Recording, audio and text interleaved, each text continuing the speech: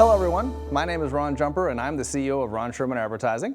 I've been getting a lot of questions from clients about OTT and whether or not it should be included in annual marketing budgets. The goal of this video today is to break down the pros and cons of both OTT and traditional broadcast, along with a detailed mathematical breakdown of the cost involved for each. By the end of this video, you will have an in-depth understanding if broadcast is still the best choice for your business or if you should consider layering in OTT to your marketing mix.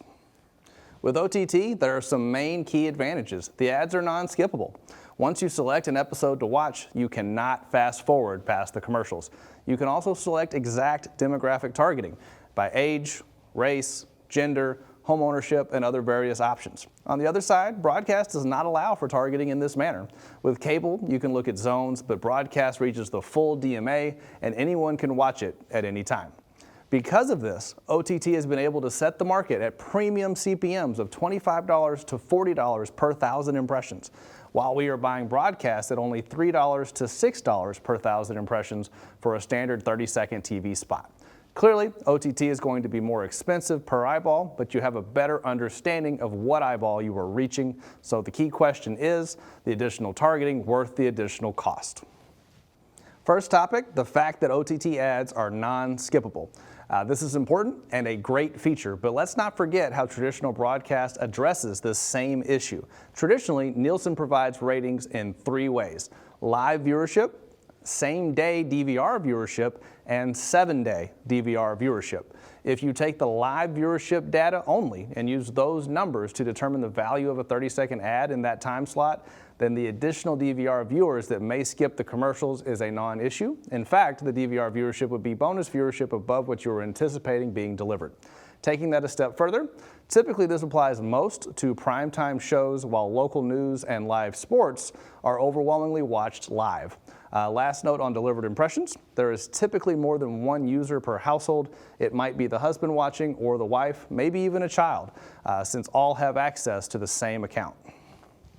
Which leads right into our second topic, demographic targeting. A few targeting options are gender, age, and home ownership. I've already addressed that there are likely issues determining whether the husband or wife was watching, so I'll skip to age. With local news, on average, over 80% of the viewing audience is over the age of 50. To circle back, the typical local broadcast 30-second CPM is between $3 and $6, while OTT is between $25 and $40, as you see here. So yes, there are 20% of the news viewers under 50 and less likely to be a customer, but if you multiply it by 1.25 to account for the waste, that still nets out to a CPM of between $3 and 75 cents and $7.50, while we compare that again to the OTT CPM of between $25 and $40 per thousand impressions. So the next targeting parameter is home ownership, which seems like a really important metric, but keep in mind what the current home ownership rate is. It's 65.8%.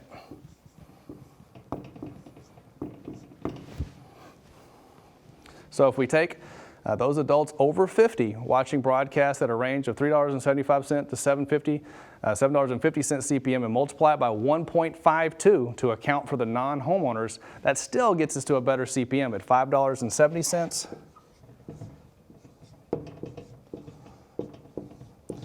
to $11.40. And again, that compares to the $25 to $40 CPM of OTT, and that's what the market's demanding today.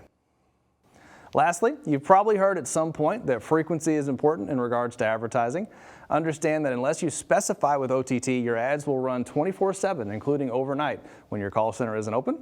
By comparison, these are hours on the broadcast schedule that stations typically give away inventory for free as added value to larger advertisers. If you do decide to run an OTT campaign, be sure to specify that the spots need to run during your call center hours. With broadcast, we sometimes run as many as 3 spots in 1/2 hour program. When that third spot hits in the program is usually when we see the largest burst of calls.